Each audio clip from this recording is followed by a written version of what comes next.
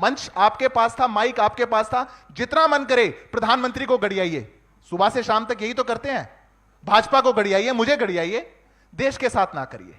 अभी बात कही भाई साहब ने, अभी उन्होंने बोला कि हमारे देश में बात ऐसी कहिए जो खराब ना लगे। बहुत अच्छी बात है, काम भी ऐसा करना चाहिए जो खराब ना लगे। सिर्फ बात से थोड़ी बात बनेगी।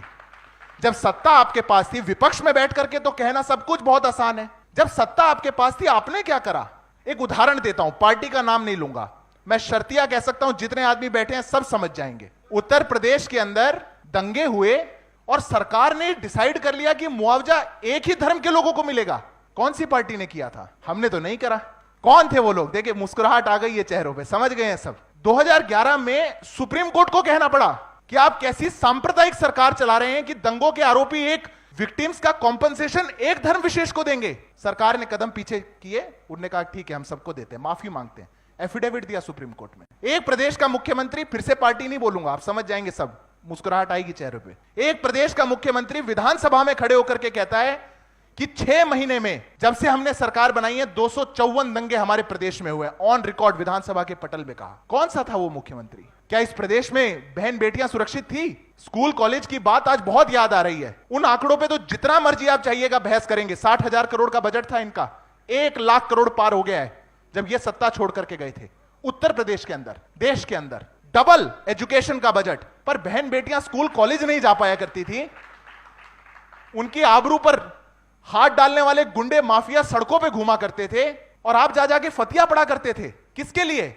ऐसा सूडो सेक्युलरिज्म नहीं चाहिए हमको। एक भारत सरकार की नीति बताइए जिसने धर्म के आधार पर किसी को भी डिस्क्रिमिनेट किया हो। एक नीति 10 साल में। अरे भ्रम और झूठ की भी तो कोई उम्र होगी। हम तो पहले दिन से यही सुनते आ रहे हैं, भाजपा आ गई तो देश से को निकाल दिया जाएगा, भाजपा आ गई तो ऐसा कर दिया जाएगा, ये तो कंसंट्रेशन कैंप में डाल देंगे। क्या हुआ 10 सालों में? क्या हुआ 10 सालों में? उत्तर प्रदेश में दंगे होने बंद हो गए।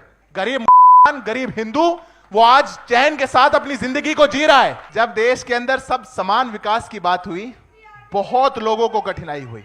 आप मुझे एक बात बता दीजिए, ये मैं कैसे मान लूं, और मैं एक युवा हूं, मैं कैसे मान लूं इस बात को कि 14 अप्रैल को भारत सरकार आचार संहिता लगने से 1 सप्ताह पहले वो ये कहते हैं कि लुटियंस दिल्ली की 123 प्रॉपर्टियां एक धर्म विशेष के वक्फ को दे दी जाए। मैं कैसे मान लूं इस बात को? कहां लिखा है संविधान के अंदर कि कोई सरकार ऐसा कर सकती है? अपीसमेंट की भी तो कोई लिमिट होगी, कोई तुष्टीकरण की भी तो लिमिट होगी, कोई तो बात होगी। पर जिनको पता है मात्र चुनाव जीतने के कॉन्फिडेंस का, वैसे तो अभी जैसी बातें भाई साहब कह रहे थे, उनने कहा था बड़ा गुरूर था कम हो गया, बड़ा घमंड था कम हो गया। मुझे लगता है आजकल हारने में भी जश्न मनाने लग गए हैं, क्योंकि हमने तो तीसरी बार सरकार बना ली। हमने तीसरी बार सरकार बना के इस देश में इतिहास रच दिया।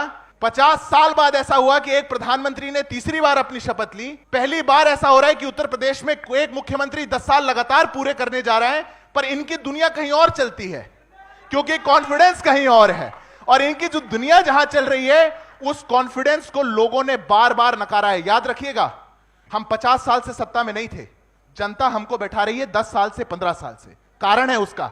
ऐसा क्यों है कि पिछले 10 सालों के अंदर कांग्रेस के हमारे साथी बैठे हैं, 10 सालों के अंदर कांग्रेस पार्टी की एक सरकार किसी एक प्रदेश में रिपीट नहीं हुई। क्यों होता है ऐसा? और भाजपा जहां जाती है बार बार रिपीट होती है। भाजपा जहां जाती है, क्योंकि ये लोग जहां चुन के आ जाते हैं एक बार, जनता इनको वापस देख नहीं सकती। लूट खसोट क्या हुआ हिमाचल में, क्या हो रहा है कर्नाटक में, इकोनॉमिक पॉलिसी उत्तर प्रदेश में याद आ रही है।